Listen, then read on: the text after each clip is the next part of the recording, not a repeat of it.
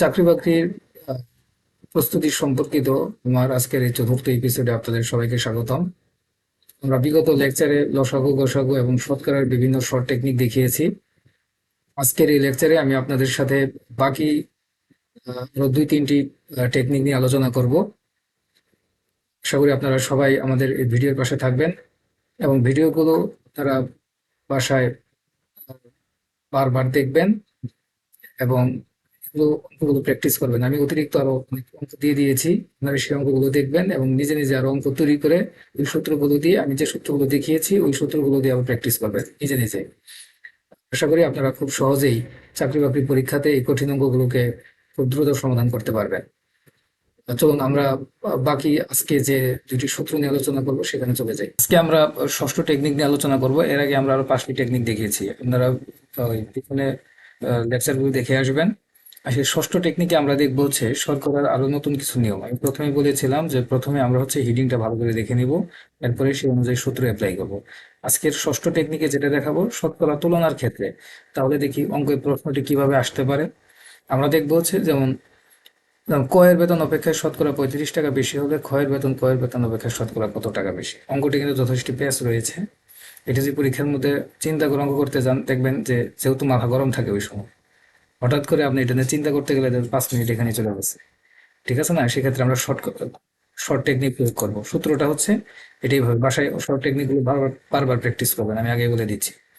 যেমন শতকরা কম বা বেশি কিভাবে, উপরে 100 গুণন শতকরা কম বা বেশি তত কম, যেমন 35 টাকা, এবং 100 যোগ শতকরা কম বা বেশি, তাহলে অঙ্কটা কিভাবে আসবে? 100 সাথে 35 গুণ 100 সাথে 35 যোগ, সহজ কথা। এইভাবে অঙ্ক করে ফেলি। ঠিক আছে, আমরা আরেকটা অঙ্ক দেখি। এই অঙ্কগুলো ভুল হওয়ার সম্ভাবনা নেই। আমরা সুদ কষার অঙ্ক যখন আসবো সেক্ষেত্রে ওখানে কিছুটা সমস্যা, আমার আশা করি কোনো সমস্যা হবে না। এগুলো অঙ্ক আপনারা উত্তরে যাবেন, আসলে আপনি শর্ট টেকনিকের মধ্যেই এমসিকিউ গুলো কভার করার চেষ্টা করবেন। আমরা আরেকটা অঙ্ক দেখি, যেমন করোনার আয় দিনার আয় অপেক্ষায় 25% বেশি, দিনার আয় করোনার আয় অপেক্ষায় শতকরা কত টাকা কম। তাহলে কম বা বেশি এরকম প্রশ্ন আসলে শর্ট টেকনিকে ওই যে আগের সূত্র মেরে দিবেন, কম বা বেশি 100 ইন্টু শতকরা 100 যোগ শতকরা, ওই যে 25 যোগ করলে যেটা হবে এটা হচ্ছে উত্তর। ঠিক আছে, আশা করি বিষয়টা বুঝতে পেরেছেন। আমরা এখানে কিছু অঙ্ক দিয়ে দিয়েছি, এগুলো আপনারা প্র্যাকটিস করবেন, সাথে আরো কিছু অঙ্ক নিজেরা তৈরি করে বাসায় প্র্যাকটিস করবেন এবং এই সূত্রটা ভালোভাবে মনে রাখবেন। ষষ্ঠ টেকনিক আপনারা ওই টেকনিকগুলো ওই নাম দিয়ে মনে রাখবেন আর কি, কয়েকদিন প্র্যাকটিস করলে এগুলো মনে থাকবে আর কি। আচ্ছা, আমরা হচ্ছে আজকে আহ, পরেরটা দিকে আর কি, সপ্তম টেকনিকে কি দেওয়া আছে, যেমন এখানে শতকরার মূল্য ব্যবহার বা হ্রাস বৃদ্ধির ক্ষেত্রে কিভাবে আপনারা অঙ্ক করবেন। তাহলে আমরা এটা মনে রাখবেন, হিডিংটা ভালো করে দেখবেন। একই শতকরার মূল্য ব্যবহার, মূল্য বা ব্যবহার হ্রাস বা বৃদ্ধির ক্ষেত্রে, তাহলে অঙ্কটা কিভাবে আসতে পারে। যেমন চিনির মূল্য 20% কমলো কিন্তু চিনির ব্যবহার 20% বৃদ্ধি পেল, এতে চিনি বাবদ শতকরা কত বাড়লো বা কমলো। ঠিক আছে, এরকম অঙ্ক। শর্ট টেকনিক কি হবে? খুবই সহজ অঙ্ক, হ্রাসের হার বৃদ্ধির হার ইন্টু হ্রাসের হার ডিভাইডেড বাই 100। বেশ, ওটা 20 গুণন 20 10, তাহলে এটা কত পার্সেন্ট? 4% কমবে। ঠিক আছে, এটা একটা অঙ্ক গেল। আমরা আরেকটা দেখি অঙ্ক, যেমন গতকাল 1 কেজি চিনির দাম 10% বেড়েছে, আজকে 10% কমেছে। চিনির দাম মোট কত পার্সেন্ট বেড়েছে বা কমেছে। অঙ্কটা কিন্তু এইভাবে থাকবে, কত বাড়লো বা কমলো। সেক্ষেত্রে আপনি কি কমলো লিখবেন না বাড়লো লিখবেন এটা আমি পরে বলতেছি আর কি। তাহলে অঙ্কের সমাধানের সিস্টেমটা কি? প্রথমত হচ্ছে হ্রাসের হার বৃদ্ধির হার গুণন হ্রাসের হার ডিভাইডেড বাই 100, এটা 101%। এখন এখন বিষয়টা মনে রাখবেন, এখন বিষয়টা মনে রাখবেন। দেখেন লেখা হয়েছে বিশেষ দ্রষ্টব্য, এই ধরনের অঙ্কের ক্ষেত্রে উত্তর সব সময় কম বা হ্রাস হবে, এটা কখনোই কিন্তু বেশি হবে না। পরীক্ষার মধ্যে প্রশ্নে থাকবে কিন্তু 4% কমবে, 4% বাড়বে, 4% কমবেও না, 4% বাড়বেও না, মানে এরকম অপশন থাকবে। সুতরাং এটার উত্তর সবসময় কম হবে, উত্তর সবসময় কম হবে, এটা মনে রাখবেন। এই ধরনের অঙ্কের ক্ষেত্রে উত্তর সবসময় কম বা হ্রাস হবে।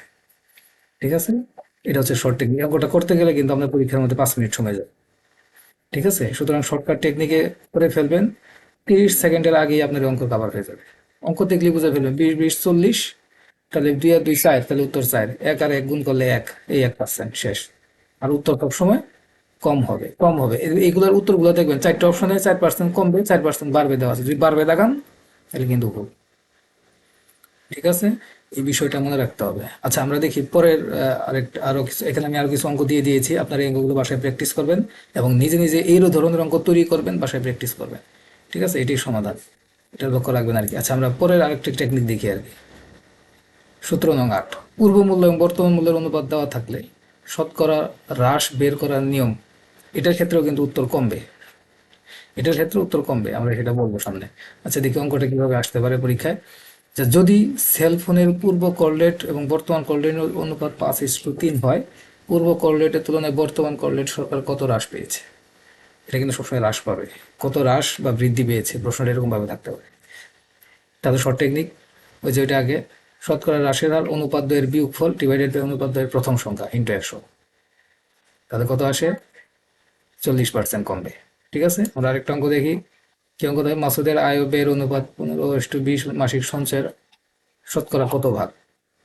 তাহলে সঞ্চয়ের হার হবে ওই যে টেকনিকে একটাই, কত পার্সেন্ট? 25% আর কি। আশা করি এই বিষয়টা তো আপনারা বুঝতে পেরেছেন, এটা মনে রাখবেন। এই ধরনের অঙ্কের ক্ষেত্রেও উত্তর সবসময় কম বা হ্রাস হবে। সঞ্চয়ের ক্ষেত্রে ওই সঞ্চয় কম টাকা, ওইটাই তো সে সঞ্চয় করে, বাকিটা সে খরচ করে। ঠিক আছে, আমরা এখানে আরো বেশ কিছু অঙ্ক দিয়ে দিয়েছি, আপনারা এইগুলো বাসায় প্র্যাকটিস করবেন।